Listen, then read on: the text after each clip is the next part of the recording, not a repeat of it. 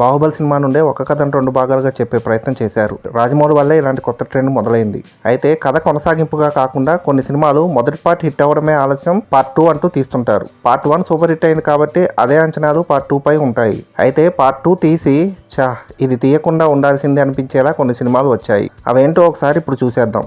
Mass Maharaj Ravi Teja Kick cinema audience కి super kick ఇచ్చింది. Surender Reddy direction కి రవితేజ మాస్ ఎనర్జీ యాడ్ అయి సినిమా ఫుల్ ఎంటర్టైన్ చేసింది. కిక్ ఇచ్చిన సూపర్ హిట్ కిక్ సరిపోయినా సరే ఇంకా ఆడియన్స్ కి కిక్ ఇద్దామని కిక్ 2 చేశారు సురేందర్ రెడ్డి. కిక్ 2 సినిమా రిజల్ట్ తెలిసిందే. అది వచ్చాక అనవసరంగా ఒక సూపర్ హిట్ సినిమా పార్ట్ 2 తీసి ఫెయిల్ చేశారే అన్న ఫీలింగ్ వచ్చింది.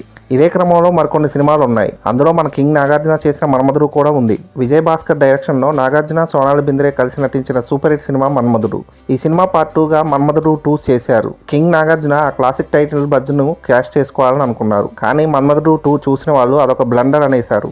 మన్మధుడు 2 సినిమాను చిలాసౌతో హిట్ అందుకున్న రాహుల్ రవీంద్రన్ డైరెక్ట్ చేశారు. ఆ సినిమా చూసిన వాళ్ళంతా అసలు నాగార్జున జడ్జిమెంట్ ఏమైంది, మన్మధుడు 2 అని పెట్టి ఈ సినిమా ఎలా తీశారని ఆడియన్స్ ఫీల్ అయ్యారు. ఇక ఇదే వరుసలో రోబో 2 అదే 2.0 సినిమా కూడా వస్తుంది. శంకర్ రజనీకాంత్ కాబోలో వచ్చిన Robo cinema pan India hit అని తెలిసిందే. అయితే ఆ సినిమా సీక్వెల్ గా వచ్చిన 2.0 మాత్రం ఆశించిన ఫలితం అందుకోలేదు. 2.0 చూశాక అది చేయకుండా ఉండాల్సిందని అనిపించింది. Of course Shankar down fall మొదలైంది కూడా 2.0 దగ్గర నుండే. ధనుష్ హీరోగా నటించిన విఐపి సినిమా సూపర్ హిట్ కాగా దానికి పార్ట్ 2 గా విఐపి 2 చేశారు. ఆ సినిమా కూడా ఆడియన్స్కి ఎక్కలేదు. విఐపి లాంటి టైటిల్కి పార్ట్ 2 అని పెట్టి ఒక మిస్కాలిక్యులేటెడ్గా ఈ సినిమా తీశారనిపించింది.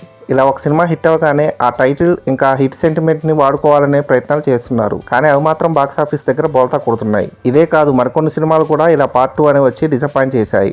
అదండి సంగతి. ఇలాంటి ఇంట్రెస్టింగ్ విషయాలు మరెన్నో తెలుసుకోవడానికి మా ఛానల్ని సబ్స్క్రైబ్ చేసుకోండి.